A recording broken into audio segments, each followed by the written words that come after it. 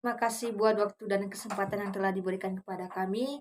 Kami dari kelompok 6 akan mempresentasikan hasil diskusi kami, yang dimana diskusi kami membahas mengenai Central Processor Organization.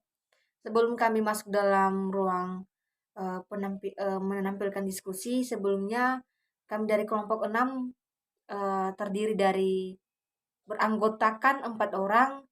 Saya Wita Sarizai dengan NIM 21208035 sebagai moderator. Saya Grace Natalia Zalku, NIM 21208011. Perkenalkan, nama saya Noniada Zega, NIM 21208037. Perkenalkan, nama saya Stefani Gagondali dengan NIM 21208060. Baik, kami dari kelompok 6 akan menjelaskan materi tentang Central Processor Organization. Kita masuk pada judul Processor Bus Organization.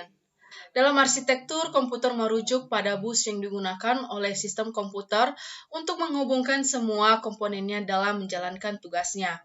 Sebuah bus adalah sebutan untuk jalur di mana data dapat mengalir dalam komputer. Jalur-jalur ini digunakan untuk komunikasi dan dapat dibuat antara dua elemen atau lebih. Data atau program yang tersimpan dalam memori dapat diakses dan dieksekusi oleh CPU melalui perantara sistem bus. Perlu kita ketahui apa itu pengertian bus prosesor. Bus prosesor adalah bus yang diidentifikasikan oleh sinyal pada sinyal chip prosesor tersebut. Perangkat yang memerlukan koneksi dengan cepat, dengan kecepatan sangat tinggi ke prosesor seperti main memori dapat dihubungkan langsung ke bus ini. Motherboard biasanya menyediakan bus lain yang lebih banyak perangkat. Dua bus dapat diinterkoneksikan oleh satu sirkuit, yaitu bridge, yang mentranslasikan sinyal dan protokol satu bus menjadi lainnya. Struktur bus terikat erat dengan arsitek prosesor, serta juga tergantung pada karakteristik chip prosesor. IBM mengembangkan suatu bus yang disebut ASA, atau Industry Standard Architecture, untuk PC yang pada saat itu dikenal sebagai PC-80. Pada popularitas tersebut mendorong produsen lain untuk membuat antarmuka ASA compatible untuk perangkat I/O atau input-output, sehingga menjadikan ASA standar de facto. Beberapa standar telah berkembang melalui usaha kerjasama industrial, bahkan di antara perusahaan pesaing dikarenakan keinginan bersama dalam memiliki produk yang kompatibel. Pada beberapa kasus organisasi seperti IEEE atau Institute of Electrical and Electronic Engineers, ANSI, atau American National Standard Institute, atau badan internasional seperti ISO atau International Standards Organization telah menyetujui standar tersebut dan memberinya status resmi. 3 standar bus yang digunakan secara luas yaitu PSI atau Peripheral Computer Interconnect, SCSI atau Small Computer System Interface, dan USB atau Universal Serial Bus. Kita masuk pada judul selanjutnya yaitu Arithmetic Logic Unit. Arithmetic and Logic Unit adalah komponen yang bertugas untuk membentuk fungsi-fungsi pengolahan data komputer. ALU ini sering disebut sebagai mesin bahasa atau machine language karena bagian ini mengerjakan instruksi bahasa mesin yang diberikan padanya. Seperti istilahnya ALU terdiri dari dua bagian, yaitu unit aritmetika dan unit logika boolean yang masing-masing memiliki spesifikasi tugas tersendiri. Tugas utama ALU adalah melakukan semua perhitungan aritmatika atau matematika yang terjadi sesuai dengan instruksi program. ALU melakukan semua operasi aritmatika dengan dasar penjumlahan sehingga sirkuit elektronik yang digunakan disebut adder. Tugas selanjutnya ALU adalah melakukan keputusan operasi logika sesuai dengan instruksi program. Operasi logika meliputi perbandingan dua operan dengan menggunakan operator logika tertentu, yaitu sama dengan, tidak sama dengan, kurang dari, kurang atau sama dengan, lebih besar dari, dan lebih besar atau sama dengan. Selanjutnya kita masuk stack organization. Stack merupakan salah satu implementasi dari linked list. Stack merupakan kumpulan-kumpulan data yang menggunakan konsep LIFO atau last in first out atau FILO atau first in last out, yaitu data yang paling terakhir dimasukkan ke dalam stack merupakan data yang pertama kali keluar dari stack.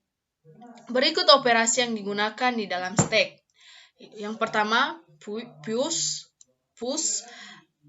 menambahkan data X ke dalam stack. Kedua, pop menghapus data paling terakhir dari dalam.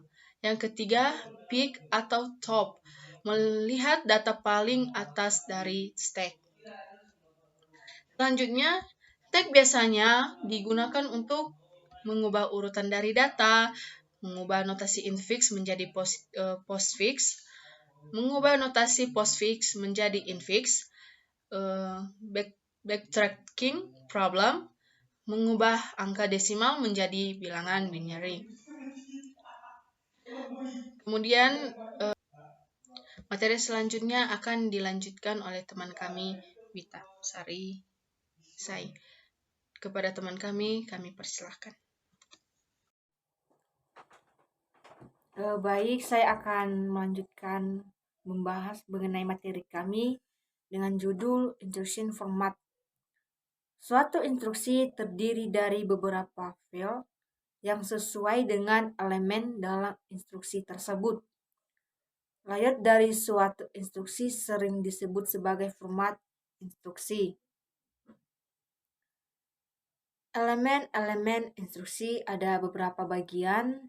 Yang pertama, operation code, sort operand referensi, result operand referensi, dan yang keempat, next instruction referensi, atau juga dapat diartikan sebagai memberitahu CPU untuk mengambil instruksi berikutnya setelah instruksi yang dijalankan selesai. Macam-macam instruksi yaitu yang pertama data processing atau arithmetic dan logic instruksi. Yang kedua data storage, memori instruksi. Yang ketiga data movement, input atau output instruksi. Dan yang keempat control test and branch instruksi. Yang selanjutnya addressing modes. Dalam bahasa rakitan, hampir semua keinginan pemrogram yang akan mengutipkan data dari suatu tempat ke tempat lainnya tersedia instruksinya. Pemrogram dapat mengcopy data dengan menggunakan instruksi move. Move berasal dari kata move, akan tetapi tidak boleh diartikan memindahkan, melainkan harus diartikan mengutipkan atau mengcopy. Artinya, data sumber kutipan masih tetap seperti semula dan hanya dikutipkan ke tempat tujuan. Dan ada beberapa yang harus diperhatikan dalam mengcopy data. Dalam mengcopy data yang harus diperhatikan adalah pengkopian data terlarang.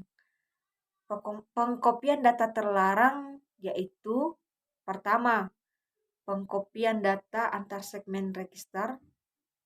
Kedua, pemberian nilai untuk segmen register.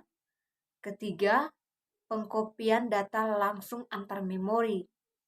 Dan pengkopian data antar register yang berbeda tipenya tanpa menggunakan pointer. Dan tipe-tipe addressing modes. Secara umum addressing modes dibagi menjadi beberapa bagian, yaitu pertama, image addressing register. Kedua, addressing direct addressing register. Ketiga, indirect addressing base relative. Keempat, addressing direct index. Dan yang kelima, addressing based index addressing. Selanjutnya mengenai data transfer and manipulation. Data instruksi, data menyebabkan transfer data dari satu lokasi lain tanpa mengubah informasi binar. Transfer yang paling umum adalah register memori dan prosesor, kedua register prosesor dan perangkat input, output, dan yang ketiga prosesor mendaftar diri. Selanjutnya, typical data transfer instruksi.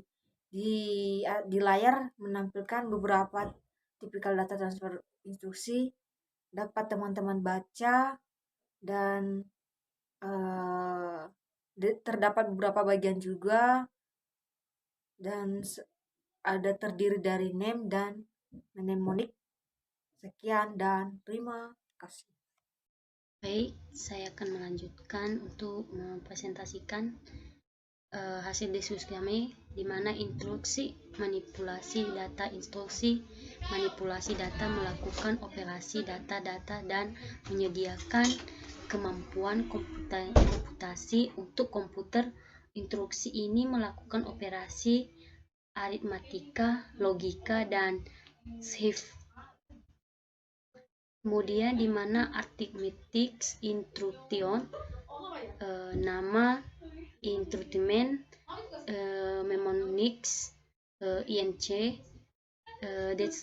discrement, dsc, add, subtract, sub, multiply, mul, divide, div, add with char, addc, subtract with, brow, subb, negate atau 2s, complement, neg.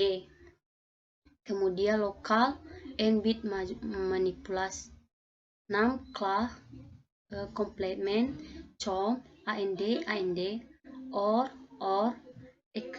exclusive, or, xor, xlm3, l3, slit char, stc, complement char, comc, enable interput el, disable interput dl.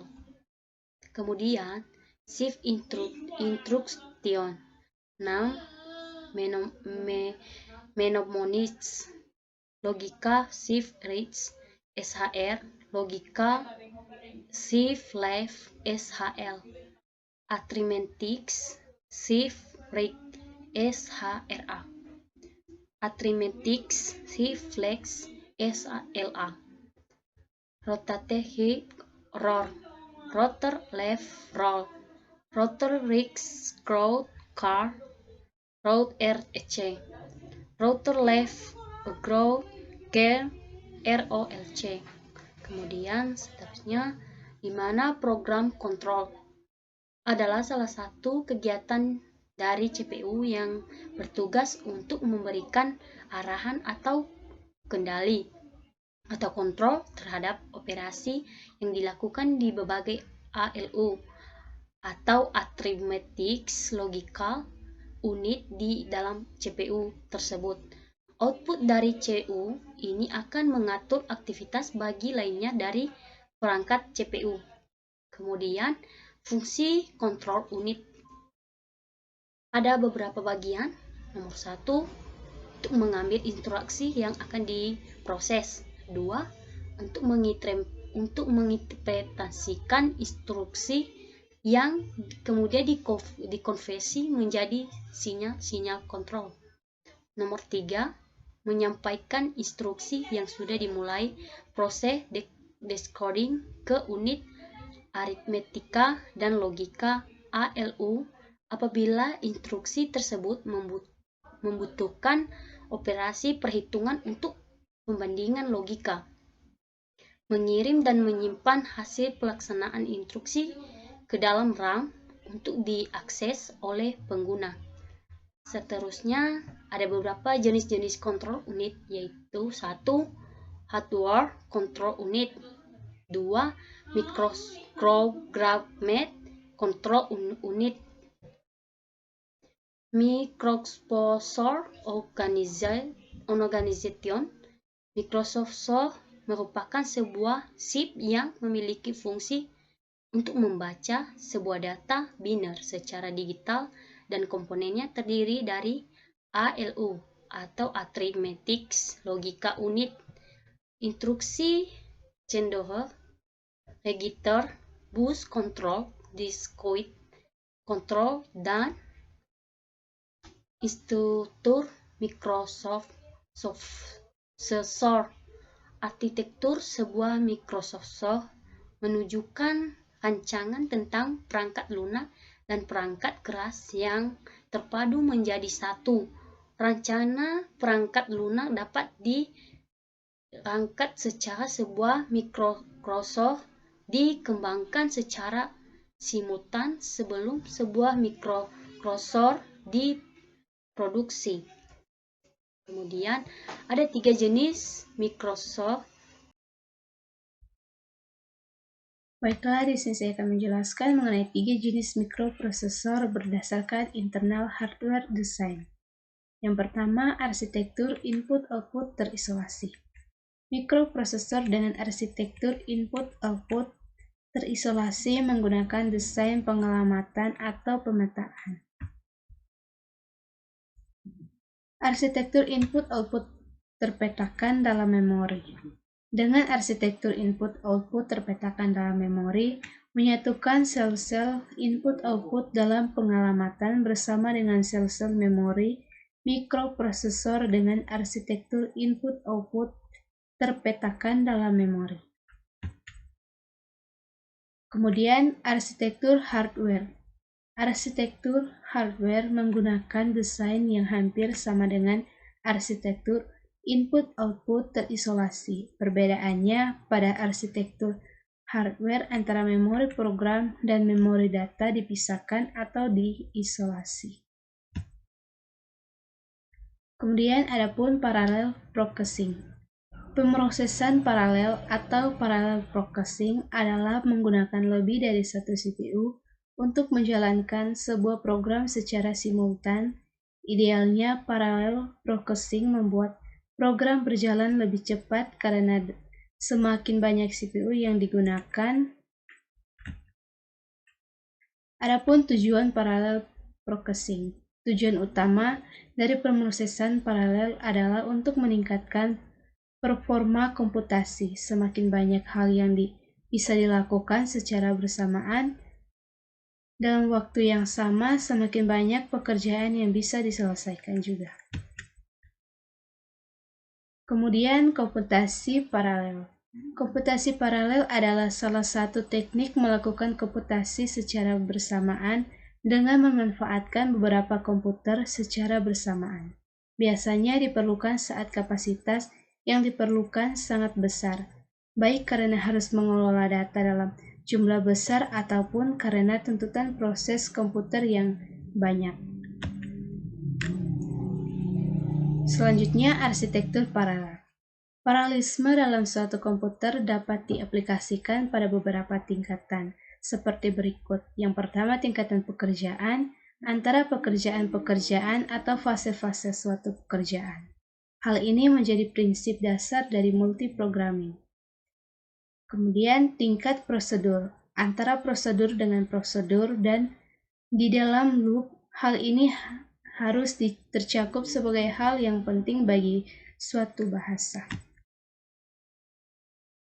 Yang ketiga, tingkat instruksi antara fase-fase sebuah siklus instruksi, yaitu fetch, decode, dan eksekusi suatu instruksi. Yang keempat, tingkat aritmatika dan bit antara bit per bit dalam sirkuit aritmatika. Salah satu contohnya adalah adder paralel.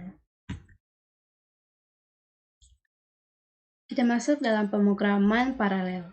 Pemrograman paralel adalah teknik pemrograman komputer yang memungkinkan eksekusi perintah atau operasi secara bersamaan baik dalam komputer dengan satu prosesor yang tunggal ataupun banyak prosesor ganda dengan mesin paralel. CPU tujuan utama dari pemrograman paralel adalah untuk meningkatkan performa komputasi. Komunikasi data pada sistem paralel terdistribusi memerlukan alat bantu komunikasi. Alat bantu yang sering digunakan oleh sistem seperti PC jaringan pada saat ini adalah standar MPI atau Machine Passing Interface atau standar PVM, yang berarti Parallel Virtual Machine. Yang keduanya bekerja di atas TCP atau IP Communication Layer. Kedua standar ini memerlukan fungsi remote access agar dapat menjalankan program pada masing-masing unit komputer.